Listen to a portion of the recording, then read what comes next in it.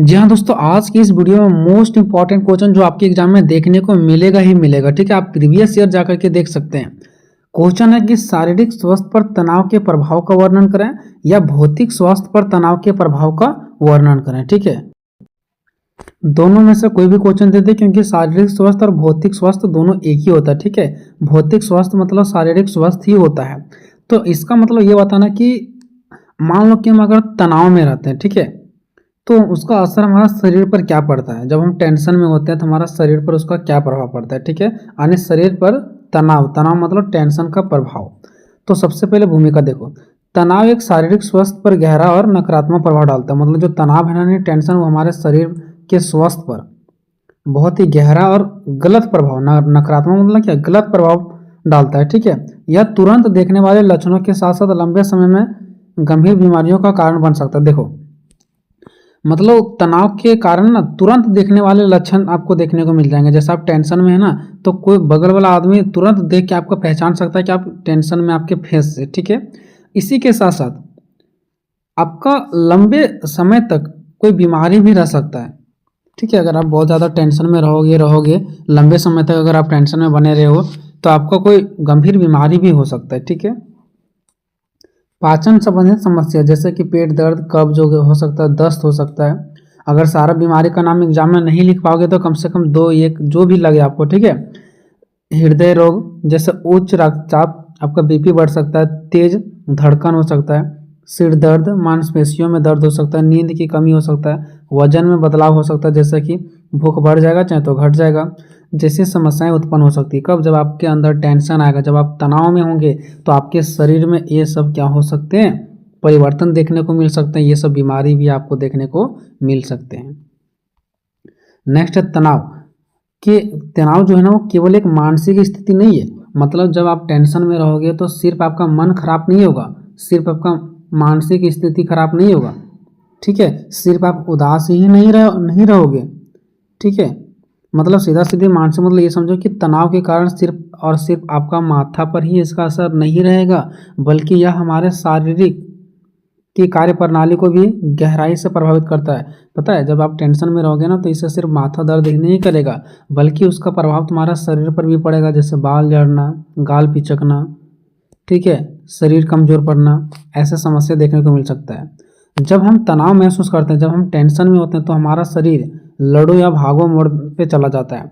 ठीक है, देखो, जब मान लो कोई चीज़ का टेंशन होता है तो मेरे को दो ही चीज़ लगता है, लड़ो या भागो। मतलब इस टेंशन से तुम जूझो, झेलो, या तो उसको छोड़ दो। ठीक है, यही चीज़ लगता है।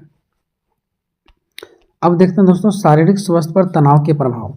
जो हमारा एक शरीर है ना, उस पर तनाव के क्या प्रभाव पड़ते हैं। तो हृदय रक्तचाप पर प्रभाव पड़ते हैं, पाचन तंत्र पर प्रभाव पड़ते हैं, प्रतीक्षा तंत्र पर प्रभाव पड़ता है। प्रतीक्षा मतलब जो भी हमें बीमारियों से लड़ने का जो हमारे शरीर के अंदर तंत्र बने हुए हैं, जो अंग हैं, ठीक है, उस पर प्रभाव पड़ता है। मांसपेशियां, दर्द और नींद पर प्रभाव पड़ता है। हार्मोनल और शारीरिक प्रभाव पड़ता है। प्रजनन प्रणाली, ठीक है, जो प्रजनन प्रणाली है ना, उस पर प्रभाव पड़ता है।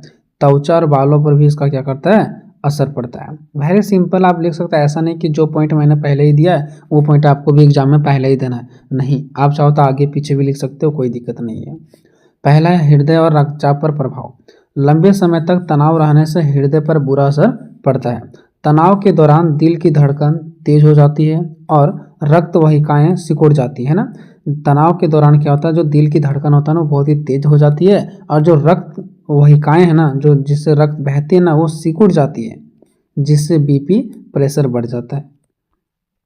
लगातार तनाव से, जो अगर आप लगातार तनाव में हैं तो इससे जो धमनियां में सूजन आ जाती है, जो हमारे शरीर के अंदर धमनियां है ना, उसमें सूजन आ जाती है, जिससे दिल का दौरा का खतरा बढ़ जाता है, जिसको बोलते हैं हार्ट अटैक। दूसरा है पाचन तंत्र पर प्रभाव।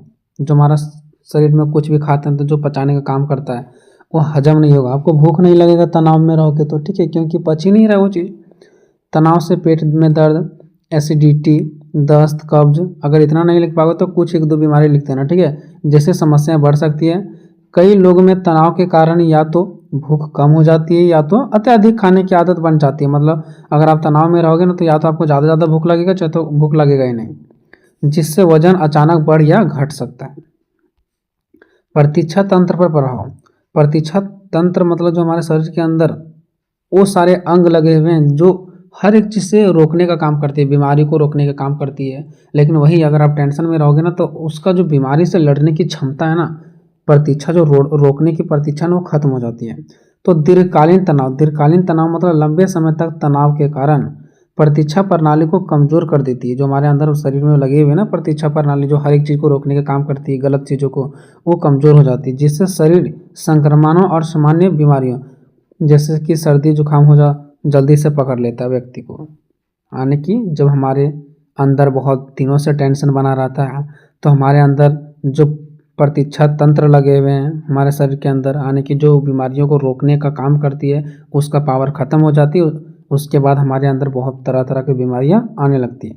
कमजोर प्रतीक्षा तंत्र के कारण घाव भरने में देरी होता है। मतलब जब आप खा ही नहीं रहे हो बढ़िया से, पच ही नहीं रहा बढ़िया से, आपके शरीर के अंदर जो रोकने की क्षमता तो वो खत्म हो गया, तो घाव भरने में, अगर कोई जख्म हो गया तो उसको भरने में, बार बार बुखार आ जाएगा, पुरानी बीमारियों के लक्षण का बढ़ना, यानी कि कोई अगर आपको पुराना बीमारी था तो वो भी आपको सामने देखने को मिलेगा। तो ये सब चीज़ देखने को मिल सकता है कब, जब आपका शरीर के अंदर का जो अंग है ना, पार्ट्स, वो धीरे धीरे कमज़ोर होने लगता है।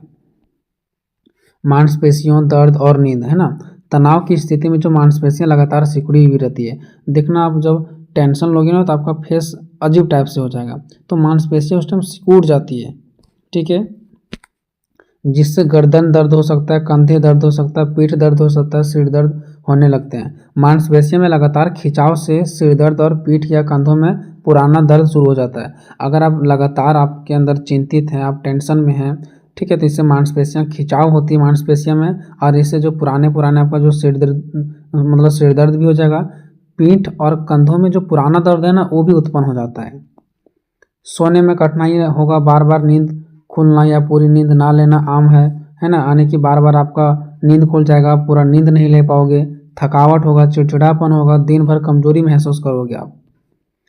चलो, हार्मोनल और शारीरिक प्रभाव देखते हैं। लंबे समय तक उच्च कोर्टिसोल स्तर से हार्मोनल असंतुलन, ब्लड शुगर में उतार चढ़ाव, पेट के पास चर्बी जमा होने जैसी समस्याएं बढ़ सकती है।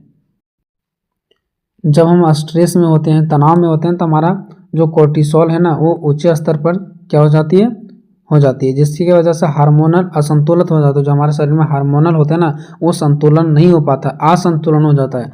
इससे हमारा ब्लड शुगर में उतार चढ़ाव, जैसे कि पेट के चर्बी जमा हो जाना, ये सब समस्या बने रहता है, ठीक है।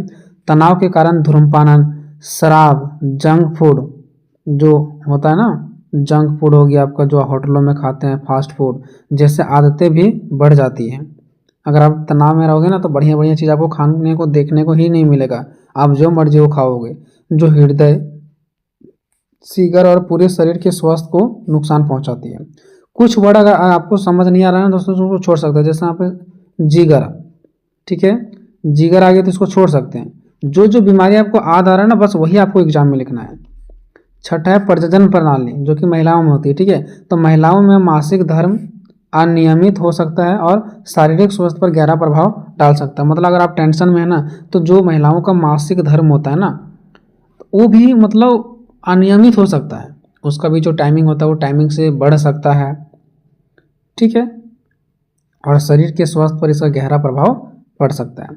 त्वचा और बालों पर प्रभाव, हमारा मानसिक स्वास्थ्य अक्सर हमारी त्वचा पर दिखाई देती है। अगर आप टेंशन में रहोगे ना तो आपका फेस पर दिख जाएगा वो चीज़, ठीक है। और अत्यधिक शारीरिक या मानसिक तनाव के कारण बाल तेजी से बिछड़ने लगते हैं। चलो, तनाव के कारण शरीर में होने वाली बीमारी, अब देखते हैं कि अगर हम तनाव में रहते हैं तो हमारे शरीर में कौन कौन सा बीमारी होगा। हालांकि बीमारी को मैंने ऊपर तो देख लिया, हर एक टॉपिक्स में मैंने बीमारी को देखते थे, ठीक है, लेकिन यहाँ पर क्या करना है, बीमारी को एक जगह लिखना है। जैसे आददाश्त कमजोर हो जाएगा आपका, जो जिसको बोलते हैं अदास, कमजोर होना, टेंशन, सिर दर्द, मानसिक थकान, कब्ज या दस्त, एसिडिटी और जलन, भूख में बदलाव, कंधों और गर्दन में दर्द, हाथ पैर में कंपन, असमय सफ़ेद बाल, ठीक है, यानी आपका सफ़ेद बाल हो जाएगा, पेट में दर्द हो जाएगा, वजन बढ़ेगा, वजन घटेगा, ठीक है। तो ये सब बीमारी है आपका। तनाव से निपटने का तरीका क्या है, नियमित व्यायाम करना चाहिए, हमेशा एक्सरसाइज करना चाहिए, संतुलित और स्वस्थ आहार लेना चाहिए। आहार मतलब खाने पीने की चीज़ें जो संतुलित हो, स्वस्थ हो, गहरी सांस लेने के व्यायाम और योग, जो हम सांस एक तरफ से सांस लेना है, छोड़ना है, मतलब गहरी सांस लेना है फिर छोड़ना है, और योग करना है, एक्सरसाइज करना है। दोस्तों और परिवारों के साथ बातचीत करते रहना ताकि आप हंसते खेलते रहें। शौक यानी जो आपका हॉबीज़ है, जैसा क्रिकेट खेलने का हॉबीज़ है तो उसके लिए समय निकाल लो। अगर कहीं जाने का शौकीन है तो उसके लिए भी समय निकालो। शराब का सेवन नहीं करना, ये सब है। अगर आप टेंशन से बचना चाहते हैं तो ये सब चीज़ करो।